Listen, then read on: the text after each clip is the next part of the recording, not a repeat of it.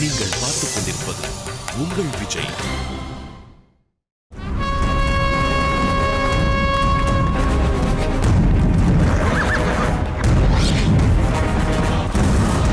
வீரர்களே, காந்தாரத்தை எதிர்த்து வரும் எதிரிகள் அனைவரும் உதிரிகளாக வேண்டும். ஏந்தியுள்ள கூர் ஈட்டியை எதிரியின் நெஞ்சில் பாய்ச்சி வெற்றியை ஈட்ட வேண்டும். வீரம் கொண்ட நமது வீரனின் விற்போர் வித்தையை கண்டு வரும் வீரர்கள் வியப்பில் வாய்ப்பிழந்து நிற்போராக வேண்டும்.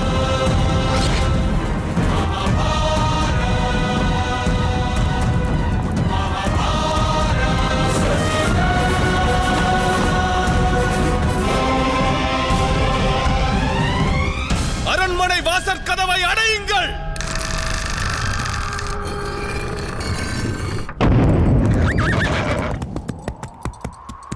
என்ன செய்தி எடுத்து வந்தாய்? வருவது பெரும் சேனையாகும். பார்வை கெட்டும் தூரம் வரை சேனை நீள்கிறது. குதிரைப்படை, யானைப்படை, ரதங்கள் அனைத்தும் அடங்கும். படையின் நடையால் புழுதி படலம் வானை தொட்டது. உண்ண உணவு நீர் அவர்களோடு உள்ளதால் பெரும் தாக்குதல் நடத்த உள்ளனர் என்று தோன்றுகிறது. எதிர்த்து வருவது யாருடைய சேனை? அது பற்றி அறிய முடியவில்லை அரசே. ஆனால் வரும் படையின் முதல் ரதத்தை கண்டோம். வெண்ணிற ரதம், அது தன் நிகரில்லா சூரிய ரதம் போன்றது. வெள்ளை அஸ்வங்கள் பூட்டப்பட்டது. ரதத்தின் உயரே வெண்ணிற கொடி பறக்கின்றது. அதில் வீற்றிருப்பவர் சூரியனின் தேஜஸ் பொருந்தியவர் அரசே. உலோக கவசம் போன்ற மார்பு, இரு புஜங்களும் பெரும் தூண்களை போன்றது. கண்களில் அக்னி ஜுவாலை தெரிக்கின்றது. அவரது நெற்றியில் பிறை வடிவம் மிளர்கின்றது.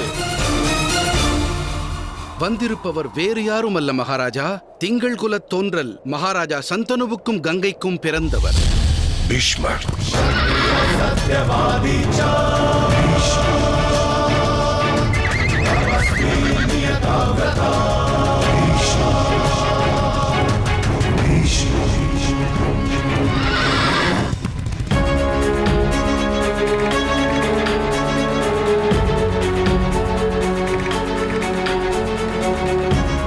தாயே, இவ்விடம் நடப்பதென்ன? நீ தகவல் அறியவில்லையா? காந்தாரம் மீது அஸ்தினாபுரம் போர் தொடுத்துள்ளது. இப்போது என்ன செய்வது? நமது சேனையை அஸ்தினாபுர சேனையோடு ஒப்பிட இயலாது. போர் முழுமையானால் 2-3 நாட்களில் காந்தாரமே தரைமட்டமாகிவிடும். வீர மனதோடு மரணிப்பதற்கு பதிலாக தோல்வியை ஏற்கச் சொல்கிறாயா? என்னை மன்னியுங்கள் ராஜமாதா. காந்தாரம் பல வருடங்களாக யுத்தத்தில் ஈடுபடவில்லை. ஆகையால் தான் இதை கூறுகிறேன்.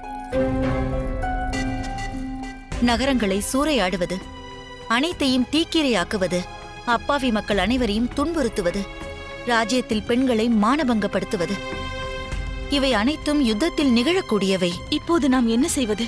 யுத்தம் மூண்டால் அனைவரது அழிவும் உறுதி.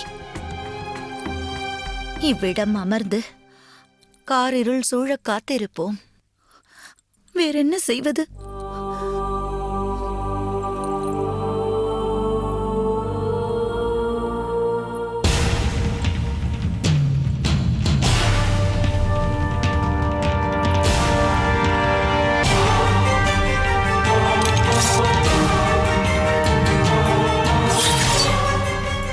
நடவாது.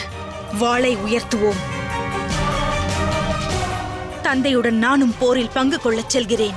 காந்தாரி. ஆம் தாயே. காரிருள் பயத்தை உருவாக்குவது போன்றே இந்த யுத்தமும் பயத்தை உருவாக்குகிறது. அதோடல்லாது பயத்தை போக்கும் வழி ஒன்றே உள்ளதென்று குருதேவர் கூறியுள்ளார். எதிர்த்து வரும் பயத்தை எதிர்த்து நிற்பது.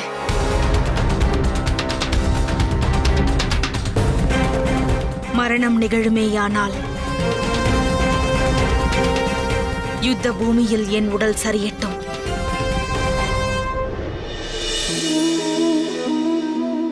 பயம் எனும் உணர்வு மனிதரின் இதயத்தை ஆட்கொள்ளும்.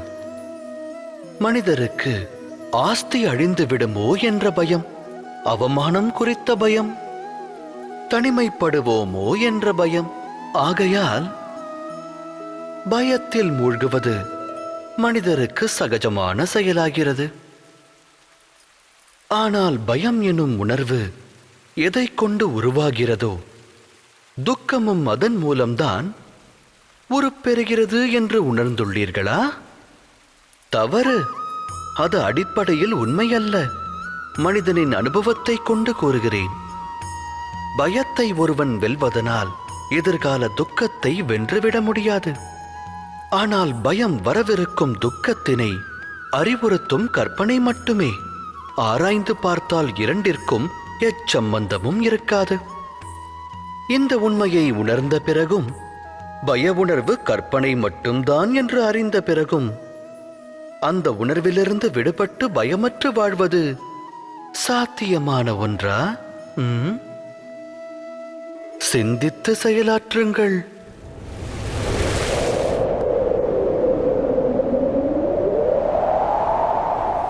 ஆணை என்ன மகாராஜா? யுத்தம் பொருட்டு முடிவை தாம் எடுக்க வேண்டிய கட்டம் நெருங்கிவிட்டது. சரணாகதி எனும் முடிவா, போர் தொடுத்து செல்லும் தீர்மானமா? அவமானம் அல்லது வீரமரணம். இப்படி ஒரு நிலை என் வாழ்நாளில் இன்று வரை ஏற்பட்டது கிடையாது. ஆனால் மகாராஜா, வந்திருப்பவரின் நோக்கத்தை அறியத்தான் வேண்டும்.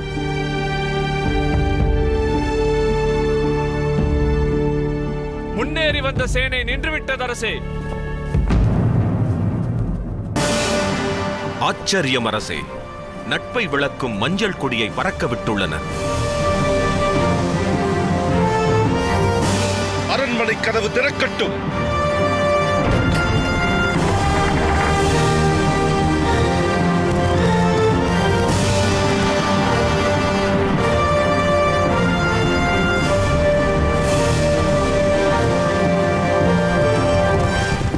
இது நட்பின் பயணமாக இருப்பின் சேனையோடு வர காரணம் என்ன? இந்நாட்டில் உள்ளோர்க்கு தம் படைபலத்தை நிரூபிப்பதற்காகவா? காரணம் என்ன? காந்தாரம் அஸ்தினாபுரத்தை அவமதிக்கும் செயலை இதுவரை செய்ததில்லை. அஸ்தினாபுரத்தின் அரண்மனை அரசனற்றல்லவா இருந்தது? மகாராஜா விசித்திரவீரியன் மாண்ட பிறகு அந்நாட்டை ஆண்டோர் என்று எவரும் இல்லை. ஆனால் அதை பயன்படுத்தி நாம் அவர் மீது போர் தொடுக்கவும் இல்லை, அவரது எதிரிகளோடு நட்பு பாராட்டவும் இல்லை. அப்படி இருக்க மித்திரரான நம்மிடம் சக்தியை வெளிப்படுத்த வேண்டிய அவசியம் என்ன? மித்திரனிடம் எதையாவது வேண்டும் போது ஒருவன் அவரிடத்தில் தன் சக்தியை வெளிப்படுத்துவது சகஜம். கங்கை மைந்தரான பீஷ்மருக்கு என்னிடம் என்ன வேண்டும்?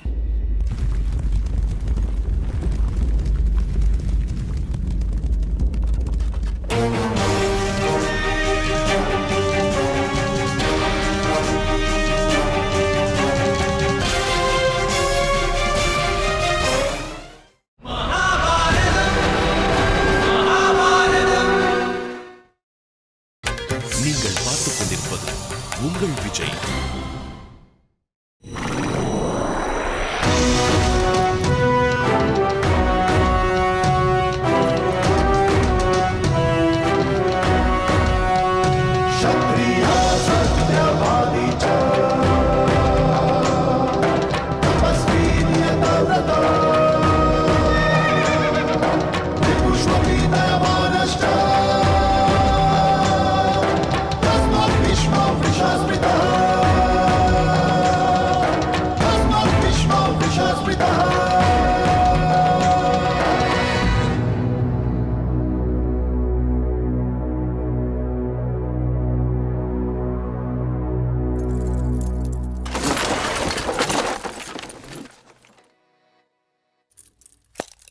நாடாள்பவன் சிரம் ஆண்டவனையே வணங்க வேண்டும். கரம் மித்திரனை பாராட்டி தமது சத்ருவை தண்டிக்க வேண்டும். அதுவே ஆள்பவனுக்கு அழகு சுபாலரே. ஆள்பவரான தாம் ஆண்டவனுக்கு குறைந்தவர் அல்லவே பீஷ்மரே. ஆனால் நான் அரசனே அல்ல, அஸ்தினாபுர ராஜ்யத்தின் சேவகன். தம்மை விட எவ்விதத்திலும் நான் உயர்ந்தவன் அல்ல. அரியணையில் அமராவிடினும் தம்முடைய வீரமானது அந்த சக்கரவர்த்தியையும் விட உயர்ந்தது. வீரமெனும் வாக்கு போர் தொடுக்கும் போதே உருபெற வேண்டும். நானோ இவ்விடம் இப்போது நட்பு பயணமே மேற்கொண்டுள்ளேன். நட்பினை பலப்படுத்த வந்தேன். தம்மைப் போல ஒரு மித்திரரை வரவேற்று உபசரிப்பதில் இந்த காந்தாரமே பெருமைப்படுகிறது. கங்கை மைந்தர் பீஷ்மர்! கங்கை மைந்தர் பீஷ்மர்! கங்கை மைந்தர் பீஷ்மர்! கங்கை மைந்தர் பீஷ்மர்! கங்கை மைந்தர் பீஷ்மர்! அண்ணி, பீஷ்மர் நட்பு பாராட்டியே வந்துள்ளார். நானும் அது பற்றி அறிந்தேன். இதயத்தை சூழ்ந்திருந்த இருள் இப்போது விலகிவிட்டது. இதன் பின்னணி என்னவாக இருக்கும்? யுத்தம் எனும் எண்ணத்தை மனதிற்குள் வைத்து நட்பு எனும் போர்வையோடு வந்திருப்பாரோ? தவறு காந்தாரி, நீ நினைப்பது போல் அவர் பொய்யுரைப்பவர் அல்ல. அதோடு அவரை வெல்ல வீரன் இதுவரை பிறக்கவில்லை என்கிறார்கள். அதுவும் உண்மைதான். பரசுராமரை எதிர்த்த போதும் வெற்றி வாகை சூடியவர். வீரம் மிக்கவர்கள் சாமர்த்தியம் கொண்டவர்கள் என்று கேள்விப்பட்டுள்ளேன். வந்திருக்கும் வீரர் என்ன சாமர்த்தியத்தை வெளிப்படுத்தப் போகிறார் என்று நாம் பொறுத்திருந்து பார்க்க வேண்டும். என்னுடைய எண்ணம் வேறு காந்தாரி. பீஷ்மர் தன்னுடைய பலத்தை கொண்டு இங்கு எதை பெற வந்திருக்கிறார் என்று தெரியவில்லையே.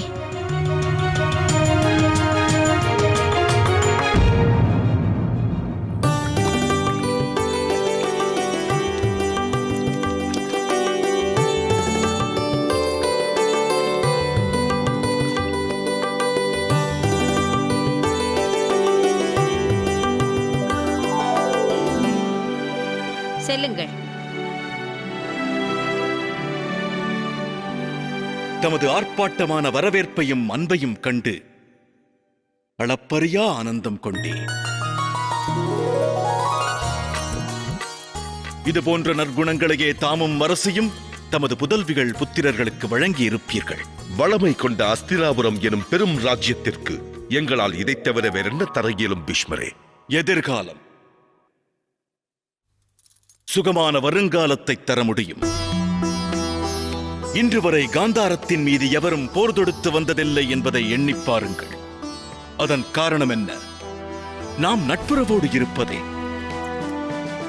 எமது பிரஜைகளும் உமது பிரஜைகளும் நமது பிரஜைகளாக மாறினால் அது நமது நட்பானது பலம் பெறுவதற்கு சமம். சற்று சிந்தியுங்கள் அரசே. நட்புறவு இரு பெரும் ராஜ்யங்களோடு ஏற்பட வேண்டியது.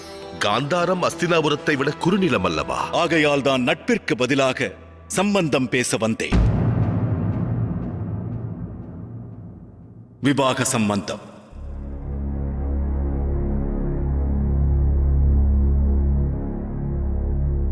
தமது புதல்வி காந்தாரியின் நற்குணத்திற்கு இணை இந்த அகிலத்தில் எவருமில்லை என்று அனைவரும் அறிவர். தமது மகள் காந்தாரியை கன்னிகாதானம் கேட்டு வந்தேன்.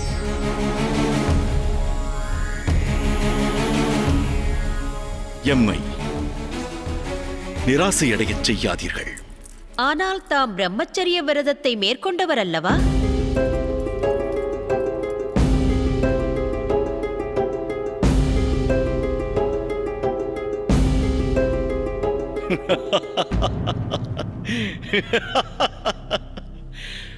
குமாரி காந்தாரியின் விவாகம் எமது ராஜகுமாரனோடு நடக்க வேண்டும், என்னோடு அல்ல. காந்தாரி என்னுடைய புதல்விக்கு சமமானவள்.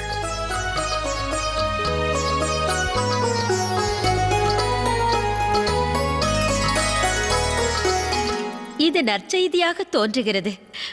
குமாரர் பாண்டுவை விட நல்வரன் எவரும் இல்லை. குமாரர் பாண்டுவின் பராக்கிரமம் பற்றி நானும் அறிவேன். திருதராஷ்டிரன்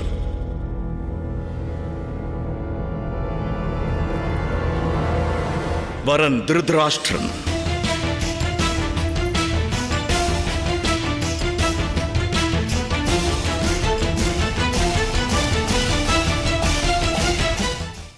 ஏன் குமாரர் பாண்டுவின் பெயரை உச்சரித்தீர்கள்? அவர் இரண்டாம் இளவரசர், மூத்தவர் உள்ளாரே. குமாரர் திருதராஷ்டிரன். மகாராஜா, திருதராஷ்டிரன் விவாகம் பற்றியே பேச வந்தேன். சற்று சிந்தித்துப் பாருங்கள்.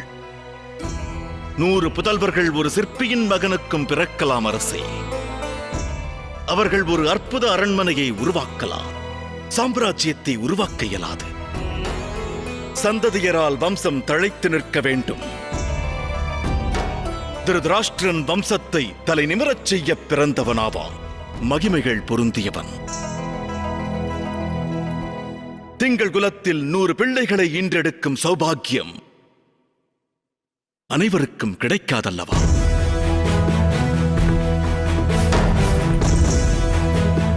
ஆனால் கங்கை மைந்தரே, எமது மகள் காந்தாரி அகிலத்திலேயே அழகோவியம் ஆவாள். குணத்தில் தலைச்சிறந்தவள், அஸ்திரங்களை கையாளத் தெரிந்தவள். ஆனால் குமாரர் திருதராஷ்டிரர்,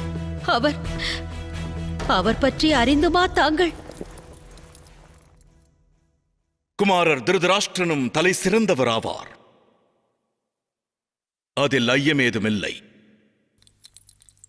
இளவரசர் திருதராஷ்டிரன் பற்றி தாம் அறியாமல் பேசுகிறீர்கள் அரசியே. பலங்கொண்ட தனது புஜங்களின் பிரயோகம் கொண்டு பல வேளங்களை மண்ணில் சாய்க்கும் சக்தி பெற்றவர் இளவரசர் திருதராஷ்டிரன். திருதராஷ்டிரனை விவாகம் செய்தால் உமது காந்தாரி நிலா வம்சத்தில் உலாவரும் நிலாவாக மாறுவாள்.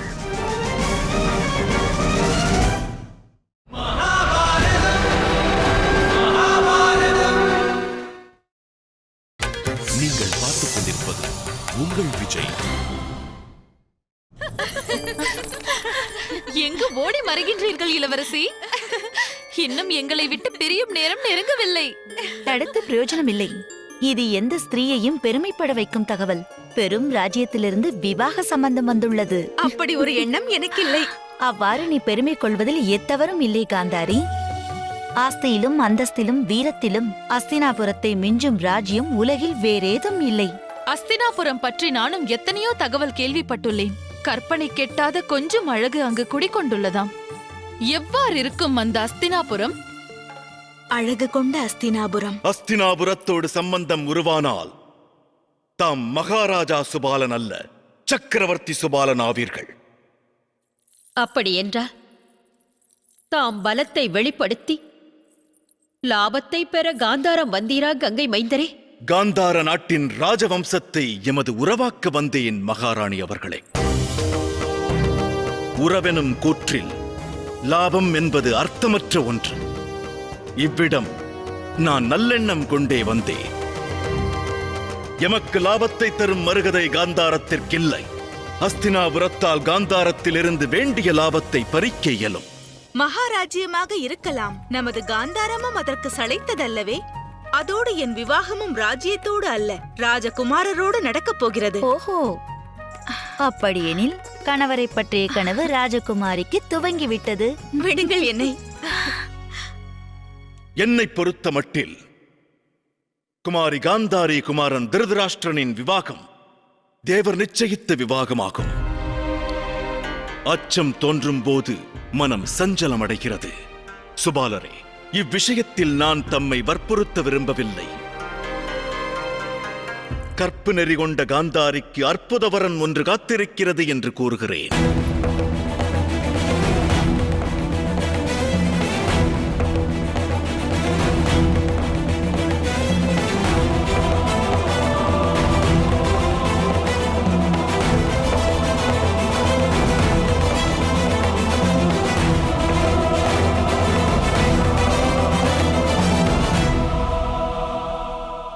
கூறுங்கள், எம் வேண்டுதலுக்கு தம் பதில் என்ன?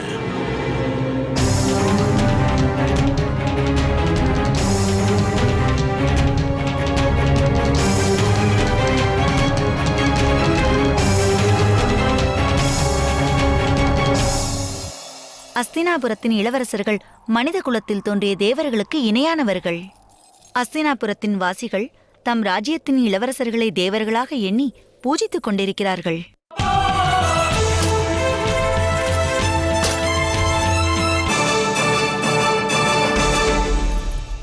அதெல்லாம் சரி, அவருடைய பெயர்? நீ அவர் பெயர் அறிந்து என்ன செய்ய போகிறாய்? அது மட்டுமல்ல, கணவருடைய பெயரை மனைவி உச்சரிக்க கூடாது. போதும் என்னை கேலி செய்தது. அவர் பெயரை கூறுங்கள். அவரது பெயர் திருதராஷ்டிரன். ராஜகுமாரர் திருதராஷ்டிரர்.